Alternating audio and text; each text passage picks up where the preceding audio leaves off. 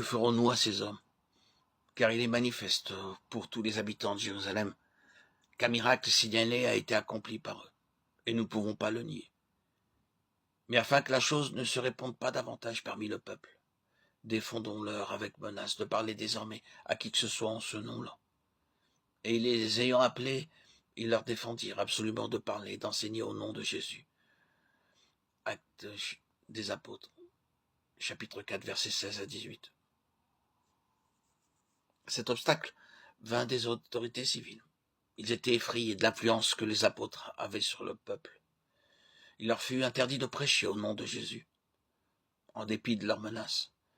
Les apôtres continuent à témoigner hardiment par le Saint-Esprit que nous ne pouvons pas ne pas parler des choses que nous avons vues et entendues. Serons-nous justifiés en gardant le silence? Ils jugeaient des choses d'après le jugement de Dieu et non celui des hommes. Permettez-moi de vous demander, avez-vous le droit de passer sous silence des vérités spirituelles que Dieu vous a montrées? Nous avons souvent affaire à cette difficulté. Nous sommes avertis par des membres d'une assemblée chrétienne de nom de ne pas parler de certaines doctrines dans leur église. Ou bien ils pourront nous dire, nous ne vous permettons pas de parler une fois de plus dans notre salle, si vous parlez de cette manière. Que faites-vous dans un tel cas? Usez-vous simplement de diplomatie en disant oui, nous ne voulons provoquer aucune difficulté dans l'assemblée, pensant que vous facilitez le ministère en faisant ainsi? C'est par l'autorité du Saint-Esprit que nous avons les meilleurs résultats. Si les gens ne veulent pas de la parole de Dieu, c'est leur affaire. Vous êtes dégagés de votre responsabilité. Mais vous devez donner le message de Dieu toutes les fois que c'est possible. Ce que Dieu me dit, il veut que je l'annonce publiquement. Mais je dois le dire dans l'amour, je dois le dire dans l'humilité.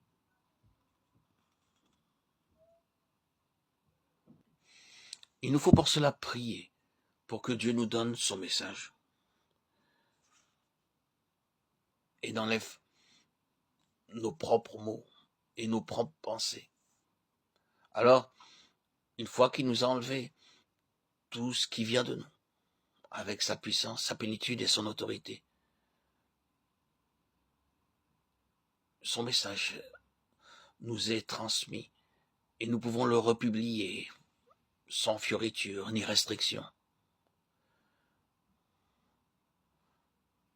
Nous lisons dans chapitre 5 des Actes des Apôtres, versets 17 et 18. Cependant, le souverain sacrificateur et tous ceux qui étaient avec lui, à savoir le parti des Sadducéens, se levèrent remplis de jalousie, mirent la main sur les apôtres et les jetèrent dans la prison publique. Le conseil avait maintenant mis à exécution ces menaces pour les punir. Nous pensons que Dieu n'utilise pas toujours des moyens surnaturels pour nous protéger, mais il le fit dans ce cas. Il prit la responsabilité de leur obéissance et renversa les obstacles immédiatement.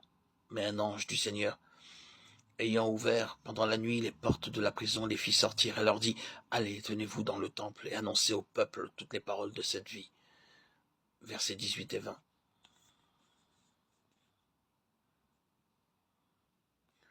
S'il doit y avoir des persécutions, des souffrances de quelque sorte, nous croyons que notre Seigneur peut et sait comment protéger les siens. Il n'y a pas besoin d'être anxieux, tourmenté ou troublé. Si nous le croyons, il nous protégera. Nous ne devons pas compter sur les forces terrestres pour nous protéger. Nous devons compter sur le Seigneur.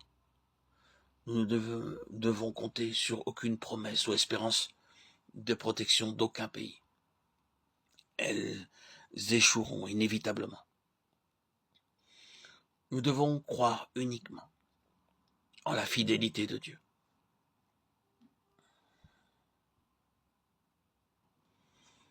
Nous devons croire en sa fidélité. Dieu manifeste sa puissance surnaturelle pour protéger les siens. C'est ainsi que tous croyants peuvent surmonter tous les obstacles.